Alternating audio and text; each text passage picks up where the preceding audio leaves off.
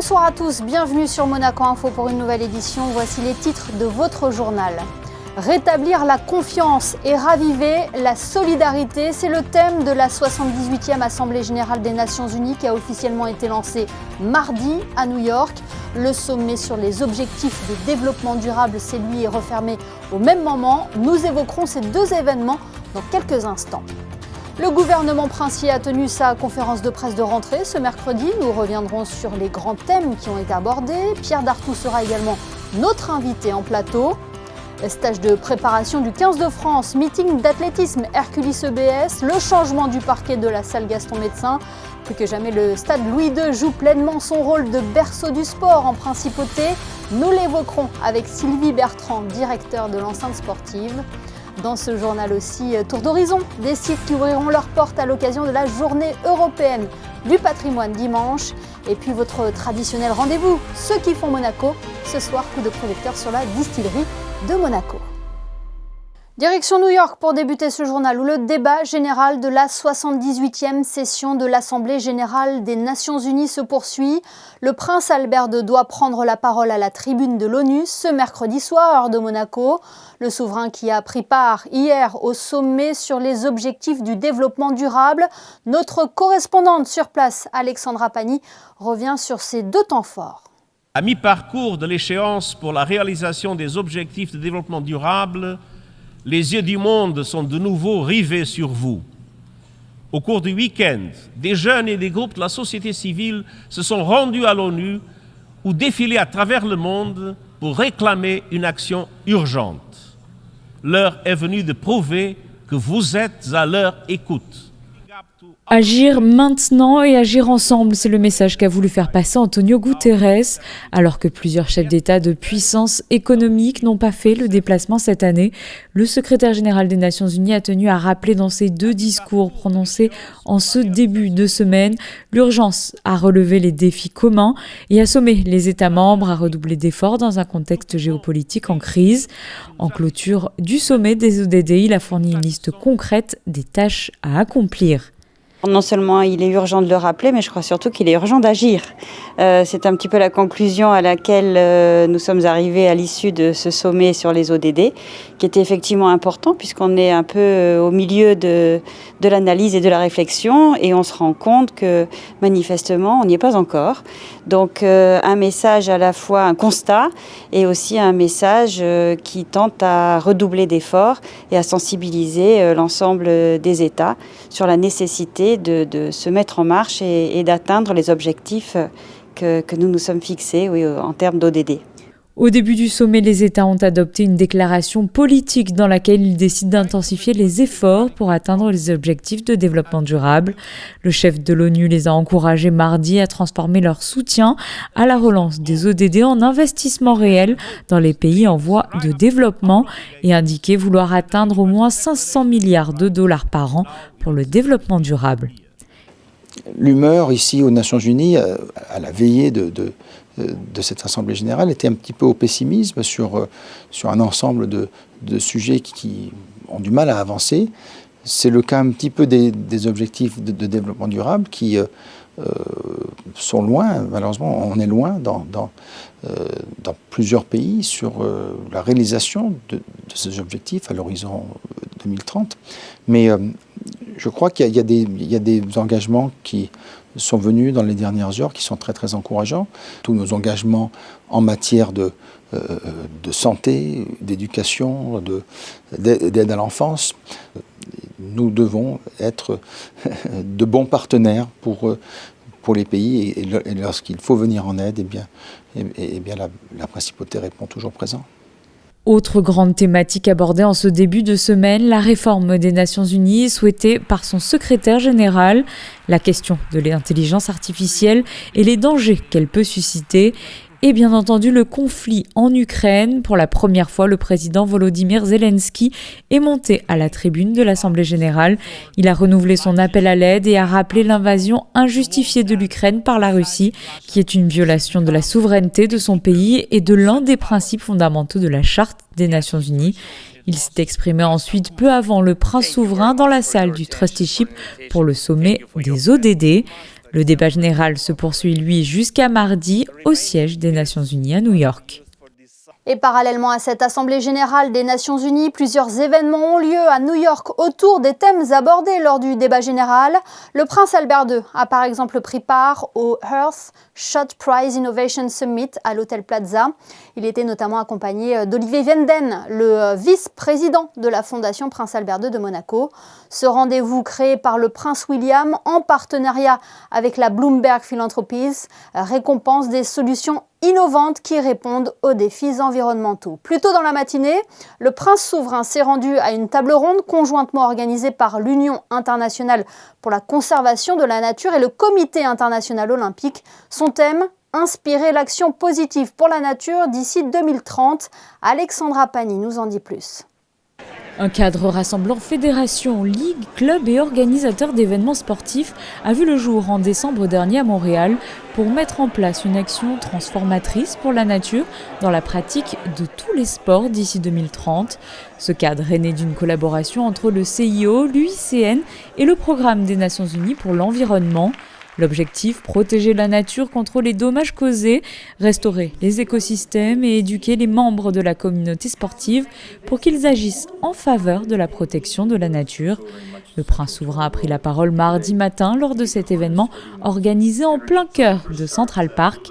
Il était entouré d'athlètes, de défenseurs de la cause et de nouveaux signataires. Il a pu échanger notamment avec la championne de haut niveau des Nations Unies sur les changements climatiques pour la COP28 et présidente de l'UICN, Razan Khalifa Al-Mubarrah, la navigatrice Donna Bartarelli ou encore des membres du comité olympique. Voilà pour ce volet consacré à la 78e session de l'Assemblée générale des Nations Unies et des événements qui l'entourent. Nous évoquerons demain l'intervention du prince Albert II à la tribune de l'ONU. Retour en principauté où la journée a été marquée par la conférence de presse de rentrée du gouvernement princier. Avant d'accueillir le ministre d'État Pierre Dartout en plateau, Sandrine Nègre, vous avez assisté à cette conférence. Quels sont les différents points à retenir selon vous ? Bonsoir. Il a bien sûr été question de sujets liés traditionnellement au dernier mois de l'année. Je veux parler du budget rectificatif et du budget primitif. Ce sont des points sur lesquels le ministre d'État reviendra dans quelques minutes avec vous, Émilie, tout comme Moneval et Le Greco, sans oublier la suspension des négociations avec l'Union européenne. La qualité du travail mené par les fonctionnaires de la cellule Europe a d'ailleurs été largement saluée. Pierre Dartout qui reviendra aussi sur les relations entre le gouvernement et le Conseil national. Marco Piccinini était présent lors de cette conférence de rentrée, lui qui a pris la tête du département des finances et de l'économie en succédant à Jean Castellini. Parmi les points importants, Marco Piccinini a rappelé l'importance du plan national pour le logement des Monégasques, comme en témoignent les prochaines livraisons Villa Carmela et Ida. Une étude sur les besoins domaniaux sera prochainement présentée au Conseil national. L'économie monégasque se porte bien. Le dynamisme du marché de l'emploi est incontestable. Christophe Robineau a d'ailleurs évoqué le succès du forum Monaco pour l'emploi, organisé il y a moins d'une semaine. Le département des affaires sociales et de la santé qui souhaite maintenir le dialogue avec les partenaires sociaux. À l'ordre du jour également, dans deux registres bien différents, la rupture conventionnelle et l'interdiction des puffs. Autres sujets qui ont rythmé cette conférence de presse, les dossiers liés au département de l'Intérieur. La rentrée scolaire s'est bien passée, celle des clubs sportifs aussi. Avis plus particulièrement aux familles des élèves scolarisés à l'école de la Condamine. Suite à la rupture de conduit des classes, ont dû être déplacés vers d'autres établissements. Les travaux ont été en grande partie réalisés et les classes ont réintégré l'école de la Condamine. Il reste encore celles déplacées au lycée Régnier 3, mais ces élèves prendront de nouveau le chemin de l'école de la Condamine dans les jours qui viennent. Patrice Célario a également tenu à souligner que son département a été pleinement mobilisé aussi autour de la conférence sur la loi, sur les associations, fédérations et fondations. Autres éléments qui ont ponctué cette conférence de rentrée. Céline Caron-Dadjoni a présenté la livraison de plusieurs opérations majeures à venir. Pasteur avec le nouveau collège Charles III notamment, le bâtiment au cœur de la Condamine, celui de la direction de la sûreté publique, ou encore les avancées concernant le CHPG. La mobilité demeure un dossier majeur. La livraison du parking des Salines et la desserte depuis ce parking visent à l'améliorer. Autre enjeu très important, renaturer la ville pour améliorer le cadre de vie. Un thème qui sera très largement étudié dans les mois qui viennent. N'oublions pas bien sûr le département des relations extérieures et de la coopération. En ce mois de septembre, Isabelle Béraud-Amadei est à l'ONU pour l'Assemblée générale qui se déroule cette semaine. Vous avez d'ailleurs pu l'entendre au début de ce journal. Vous l'aurez compris, la rentrée est intense pour le gouvernement avec de nombreux dossiers politiques, économiques et internationaux. Monaco sera d'ailleurs représenté au sommet de Grenade en Espagne qui réunira début octobre la communauté européenne. Merci Sandrine. Il est temps à présent de rejoindre notre premier invité, le ministre d'État, Pierre Dartout. Bonsoir Pierre Dartout. Bonsoir. De nombreux dossiers politiques, économiques et internationaux vont occuper l'agenda ministériel jusqu'au premier trimestre 2024. Le premier et le plus proche dans le temps, c'est la période budgétaire. Quelle est la tendance avant le vote du budget rectificatif et primitif? Bien, la tendance est bien sûr un très grand moment de la vie publique de la principauté, c'est celle de l'adoption du budget. Donc nous allons commencer au début du mois d'octobre à examiner en séance publique le budget rectificatif 2023 et au mois de décembre, il y aura le budget primitif 2024 et entre ces deux dates, des séances de travail avec le Conseil national pour préciser les choses et répondre aux questions des élus. Quelles sont les priorités du gouvernement ? Alors, les priorités du gouvernement, c'est bien sûr consolider les investissements, les équipements publics, qui sont très importants en principauté, et je pense notamment au plan national logement, mais c'est aussi toujours veiller à ce que la principauté soit attractive et qu'elle demeure ce qu'elle est, c'est-à-dire un modèle sur le plan économique et social, mais également culturel ou sportif. Preuve de l'attractivité de la principauté, c'est ce chiffre. 10 milliards d'euros, c'est le chiffre d'affaires de la principauté. Ça montre que l'économie monégasque se porte très bien. L'économie monégasque se porte bien. C'est ce que j'avais dit à un de vos confrères de la presse écrite en août, quand on s'interrogeait sur un certain nombre de points concernant Monaco. J'ai dit « l'arbre ne doit pas cacher la forêt ». Et la forêt, ça veut dire que l'essentiel, c'est une situation économique qui est très bonne. Il faut certes ne pas s'endormir sous ses lauriers, toujours être vigilant dans un univers international marqué par une très forte concurrence, mais l'essentiel est là. La situation économique est très bonne. L'autre dossier qui vous mobilise depuis plusieurs années, c'est le dossier Moneval et Gréco. Où en est le calendrier ? Alors, le calendrier, c'est-à-dire le processus par lequel on va être amené à s'expliquer sur les mesures que l'on a prises, ça sera à partir du printemps prochain. Et nous allons donc montrer les textes qui ont été présentés, approuvés, et puis aussi donner un éclairage sur la mise en œuvre de ces textes et démontrer qu'ils répondent à l'objectif d'efficacité fixé notamment par le GAFI ou par Moneval. C'est un dossier que désormais Marco Piccinini, fraîchement nommé ministre des Finances et de l'Économie, va se charger. Bien sûr, il va, mais je crois que c'est tout le gouvernement qui est mobilisé, le ministre d'État, mais les autres ministres. Par exemple, le ministre de l'Intérieur est très mobilisé aussi sur ce dossier, parce que non seulement les sociétés sont concernées par la législation, mais également les fondations et les associations. Quant au Gréco, c'est aussi une étape importante, et le Gréco enverra une mission au mois de novembre, à partir du 20 novembre, et nous avons pris d'ores et déjà, comme vous le savez, des dispositions nécessaires pour anticiper sur les demandes qu'il pourrait faire. Une réaction sur la suspension des négociations entre Monaco et l'Union européenne. Les conditions n'étaient pas réunies pour envisager un accord pour le moment ? Non, les conditions n'étaient pas réunies tout simplement parce qu'on a constaté, et de façon très constructive, parce que les entretiens qui ont eu lieu à Bruxelles avec Isabelle Béraud-Amadei et Isabelle Costa se sont très bien déroulés avec M. Šefčovič, dans une ambiance très constructive. D'ailleurs, nous l'avons dit les uns et les autres dans les communiqués. Nous avons conclu qu'il y avait une distance trop forte entre le souci que nous avons toujours eu, qui est celui du prince, de fixer des lignes rouges qui forgent l'identité économique, sociale, culturelle de Monaco, avec un certain nombre d'exigences de l'Union européenne. Pour autant, ce n'est pas une rupture des négociations, ce n'est pas une rupture tout au moins des contacts avec l'Union. Nous savons qu'il y aura toujours des domaines où il faut être partenaire. Nous sommes dans le continent européen. L'Europe est sur un plan économique un partenaire essentiel, pas seulement la France ou l'Italie.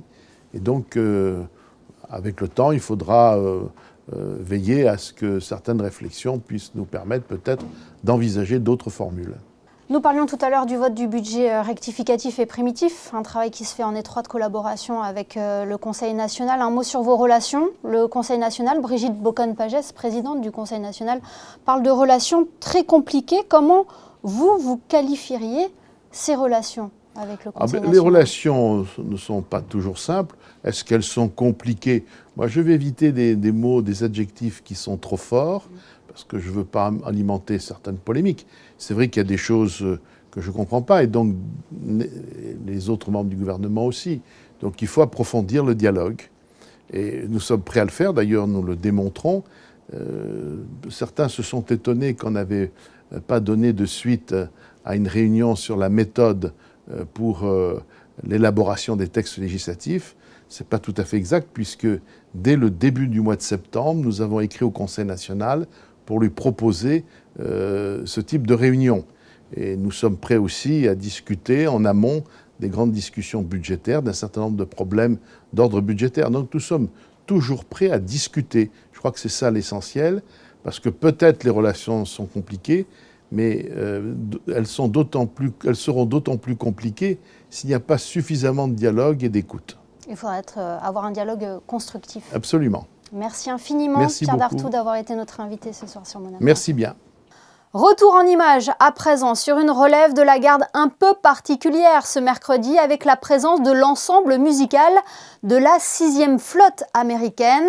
Il a exécuté une aubade sur la place du Palais Princier, de passage dans le sud de la France à l'occasion de la journée franco-américaine de la marine amirale de Grasse.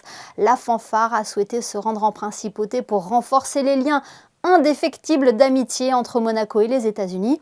Ce n'est pas la première fois qu'un ensemble militaire musical se produit sur le Rocher. La Drill Team avait par exemple participé à la fête nationale monégasque en 2019.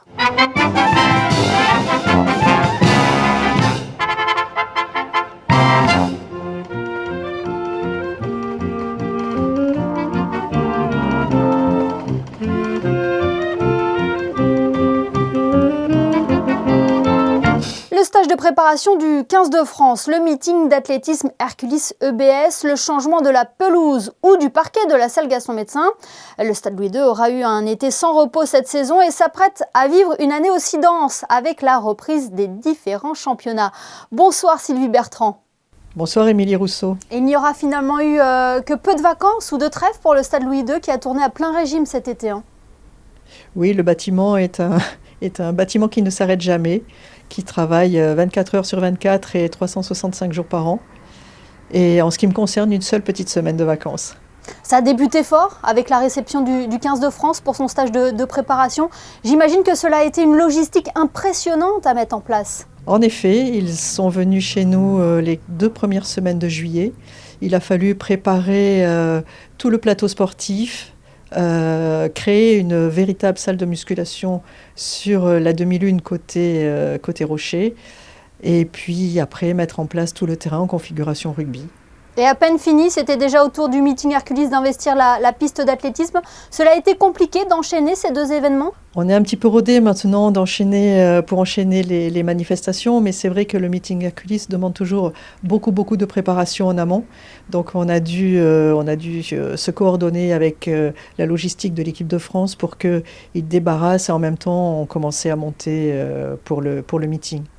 Aujourd'hui, ce sont les Japonais qui s'entraînent au Stade Louis II à l'occasion de la Coupe du Monde de rugby. Cela demande là aussi une organisation particulière pour les accueillir. Alors c'est une organisation différente. On avait un cahier des charges assez complet, notamment en ce qui concerne la musculation, les joueurs de rugby sont très friands de musculation, ce qui est normal. Et ensuite, en termes d'entraînement purement rugby, étant donné qu'on a procédé à un replaquage de la pelouse juste avant leur arrivée, on les a, avec le foot, avec l'ASMFC, on a trouvé un accord pour qu'ils s'entraînent au centre de performance. Donc finalement, ils ont eu des installations de très haute qualité et ils sont très contents. Ça demande une grande organisation aussi pour pouvoir faire cohabiter tous les sports, puisqu'on le rappelle, le Stade Louis II, c'est un stade multisport. Avec la présence des Japonais, on a dû prendre des dispositions avec toutes les associations sportives qui ont été impactées, notamment l'ASM Haltérophilie. Pour nous, la salle de musculation, le centre nautique, mais à ma grande satisfaction, tout le monde a joué le jeu parce que c'est quand même pas tous les jours qu'on reçoit une équipe professionnelle qui vient disputer une Coupe du Monde. On parlait de la pelouse tout à l'heure, la pelouse du Stade Louis II s'est refait une beauté, tout comme le parquet de la salle Gaston Médecin, 1 an après sa rénovation. Des travaux étaient nécessaires. Oui, c'est ce qui nous manquait pour avoir une salle Gaston Médecin au top niveau. Il nous restait à modifier le parquet. Donc ça a été chose faite cet été et je pense que là, on est vraiment dans des conditions optimales pour toucher le Graal, j'espère. Ou confirmer ce titre de champion de France. À minima. À minima, parce qu'il y a l'Euroleague également. Où en sont les travaux, Sylvie Bertrand, de la rénovation du Stade Louis II ? Pour la restructuration du stade, on a repris toutes les réunions d'études avec le cabinet d'architecture et la direction des travaux publics. Donc ça avance, Le planning prévoit le premier coup de pioche aux alentours de début 2025. En conclusion, Sylvie Bertrand, plus que jamais, le Stade Louis II joue pleinement son rôle de berceau du sport en principauté, comme le souhaitait le prince Régnier III. J'en suis certaine, pleinement convaincue. Vu le nombre de sportifs que nous accueillons quotidiennement, hebdomadairement, je pense que le Stade Louis II est un bâtiment incontournable de la principauté. Et il contribue à l'essor du sport en principauté. Absolument. Merci infiniment, Sylvie Bertrand, d'avoir été notre invitée ce soir sur Monaco Info. Merci, Émilie. Et puisque nous parlons sport, Monaco connaît son futur adversaire en Coupe Davis. Les joueurs de Guillaume Couillard affronteront le Paraguay pour tenter de se maintenir dans le groupe 2 Monde. Les rencontres auront lieu au Paraguay les 3 et 4 février 2024. Le Monaco Economic Board a réuni ses membres au Yacht Club mardi soir pour son 46e rendez-vous des adhérents. L'occasion de mieux faire connaissance entre entreprises et découvrir le calendrier de la rentrée. Le reportage de Fabien Bonilla et Alban Gingembre. Près de 300 membres du Monaco Economic Board se sont réunis ce mardi dans les crins du Yacht Club de Monaco. Cette institution économique, créée en 1999 sous le nom de Chambre de développement économique, a été rebaptisée en 2015 le Monaco Economic Board. Et bien depuis ces dernières années, le MEB enregistre une croissance régulière d'au moins 20%. 2023 est une année record avec 615 entreprises adhérentes. Nous sommes ravis de la croissance du nombre d'adhérents, du renouvellement des entreprises. On a des entreprises dans le numérique, on a des entreprises dans les énergies renouvelables, on a toutes sortes d'entreprises et énormément de start-up. Et on a un tissu économique dynamique qui est vraiment que des grandes villes pourraient nous envier. Lors de ce 46e rendez-vous des adhérents, 2 membres sont intervenus pour présenter leurs associations.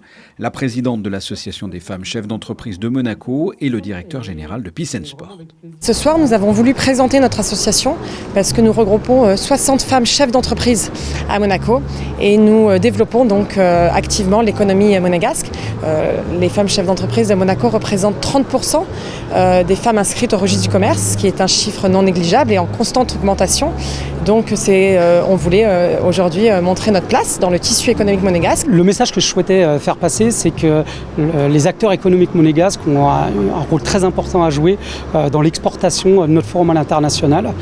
Et on se retrouve cette année à avoir un forum en Arabie Saoudite et c'est principalement grâce à l'image vraiment très forte de Monaco à l'international. Dans l'actualité du Monaco Economic Board, le MEB participera à la 11e édition du Salon Monaco Business le 3 octobre. Une conférence de l'économiste Ludovic Subran sera organisée le 16 octobre. Et enfin, dans cette actualité automnale, le Monaco Economic Board se déplacera avec certains de ses adhérents aux Pays-Bas en novembre prochain. L'Union des femmes monégasques proposait aujourd'hui un jeu de piste dans les rues de la Principauté à destination des jeunes. Le but était de sillonner la Principauté afin de répondre à 12 énigmes liées aux femmes. Un projet pour l'égalité homme-femme que vous explique Vanessa Dessy sur des images de Thomas Deus. Comment capter l'attention de la jeune génération sur des sujets de société ? À la réponse, grâce à ce jeu de piste géant organisé sur le territoire monégasque, le but étant d'éveiller les consciences de ces adultes de demain. Ils ont une application sur le téléphone qui les amène à un endroit. Il y a un petit indice qui indique où se rendre. Alors ici, c'est faites vos jeux. Bon, on s'imagine c'est le casino et on part de là. Et ensuite, on a la Condamine, Monacoville, etc. Ce jeu de piste qui s'appelle En marche pour l'égalité a été créé pour sensibiliser les jeunes à la lutte contre le harcèlement, la discrimination, l'égalité entre hommes et femmes. Donc, on a mis l'accent, puisque nous sommes l'Union des femmes monégasques, sur les figures femmes qui ont œuvré et qui ont mis à l'honneur, disons, la femme à Monaco. Grâce à une carte numérique, les jeunes ont sillonné les quartiers de la Principauté afin de répondre à 12 énigmes liées aux femmes. Histoire, politique, action. À chaque étape, les participants ont levé le voile sur des personnalités féminines ayant participé au rayonnement de la Principauté. Parce qu'en fait, surtout, des fois, on parle que des hommes et c'est surtout en fait de faire égalité, de parler autant de l'un que de l'autre. Et je trouve ça bien. Et j'aimerais aussi un peu en apprendre plus sur l'histoire féminine de Monaco. Je crois que c'est un peu pour expliquer aux autres l'importance des femmes, de ce qu'elles ont fait, pour expliquer l'histoire de Monaco. Les gagnants du jeu de piste ont pu remporter un iPhone 14, une tablette et un bon d'achat Fnac d'une valeur de 300 €. La 28e édition des Journées européennes du patrimoine aura lieu dimanche en Principauté. L'opportunité de visiter plusieurs monuments et institutions et de découvrir des lieux parfois fermés au public. C'est le cas par exemple du Centre scientifique, le reportage de Frédéric Elion et Jean-Alexandre Dordet. La recherche scientifique en Principauté est une véritable institution depuis les prémices avec le prince Albert Ier il y a 150 ans, jusqu'à la création du Centre scientifique de Monaco par le prince Régnier III en 1960. À l'occasion des 28e Journées européennes du patrimoine, vous pourrez vous plonger dans l'univers du CSM, qui effectue de nos jours des recherches en biologie marine, polaire et médicale. À titre exceptionnel, les laboratoires du Centre scientifique de Monaco seront ouverts au public ce dimanche. Les visiteurs pourront visiter la totalité de ce laboratoire, y compris cette magnifique salle de culture, discuter, c'est ça qui est quand même exceptionnel, discuter avec les chercheurs qui seront là. Les chercheurs seront là pour accueillir tous les visiteurs. Donc vraiment une visite exceptionnelle, comme on le fait quand même de temps en temps, mais assez rarement. Cerise sur le gâteau cette année, outre la visite du CSM, 2 ateliers pédagogiques seront proposés à 11h et 14h30 avec l'illustrateur de l'ouvrage « Le mystère du corail rouge », une espèce emblématique, le père des coraux, que l'on ne trouve qu'en Méditerranée. Et nous avons donc réalisé cet ouvrage pour enfants. Alors je dis pour enfants, mais en fait tout le monde peut le lire parce que les contenus scientifiques de ce livre est vraiment très intéressant. Et l'illustrateur a étudié les coraux ici du Centre scientifique et a redessiné ces coraux dans cet ouvrage. Donc l'atelier permettra de comprendre comment on observe la nature, comment on réinterprète cette nature, comment on dessine ce que l'on voit, mais également comment finalement on fait un ouvrage, comment on part d'un laboratoire et comment on arrive à un livre. Ces ateliers sur inscription uniquement sont ouverts aux enfants de 6 à 14 ans avec une limite de 14 personnes par session. C'est désormais une habitude. Régulièrement sur notre antenne, nous mettons en valeur ceux qui font Monaco. Christine Datomel part à la rencontre des commerçants, des artisans et des restaurateurs pour connaître leur histoire et leur savoir-faire.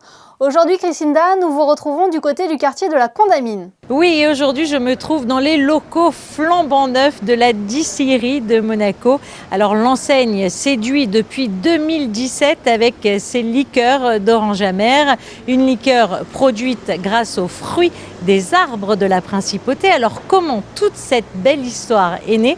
Je vous propose tout de suite de rencontrer le maître des lieux, Philippe Culazzo. L'idée, c'était vraiment de créer des spécialités monégasques, des choses qui viennent réellement de Monaco, qui ont un vrai lien avec le terroir monégasque. C'est quelque chose qu'on peut amener à l'étranger. Spiritueux, c'est des choses qui vieillissent, qui vont bien pour voyager plus loin de Monaco. Toutes les oranges qu'on utilise, ils viennent de Monaco. Il y a 600 arbres en principauté, plus ou moins. On ramasse toutes les oranges qui auparavant partaient à la déchetterie. Donc les oranges ne sont pas traitées. C'est du fruit qui est très aromatique, c'est très sain. Et donc, tout ce qui n'est pas utilisé par le peuple monégasque et les résidents qui partaient auparavant à la déchetterie, on récupère ici pour transformer en liqueur d'orange. Les arbres, ils font du fruit une année sur deux, plus ou moins. Mais on va dire entre 10 et 15 tonnes de fruits ramassés tous les ans en totalité. Et peut-être entre 8 et 10 ans, ils arrivent ici. Nous avons des cagettes pour ramasser les oranges en bois. Ils arrivent ici entre janvier et février. On travaille en étroite collaboration avec la DO de Monaco. Nous faisons un premier triage du produit, un lavage, un petit désinfection avec un produit très léger, le même qu'on utilise pour les biberons des bébés. Et ensuite, on fait un deuxième lavage, un frottage. On épluche les oranges, on met à macérer les écorces d'orange. Et puis on prend aussi le jus des oranges, qui est amer, mais qui contient des sucres. Donc on fermente le jus.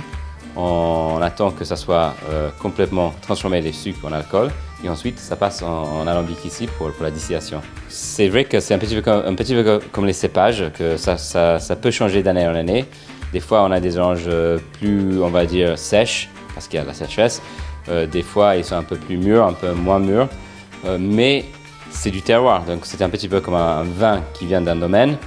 Il a son caractère, donc ça va changer légèrement d'année en année, mais son caractère est vraiment fixe. L'idée vraiment c'est de communiquer les goûts de Monaco, le terroir monégasque.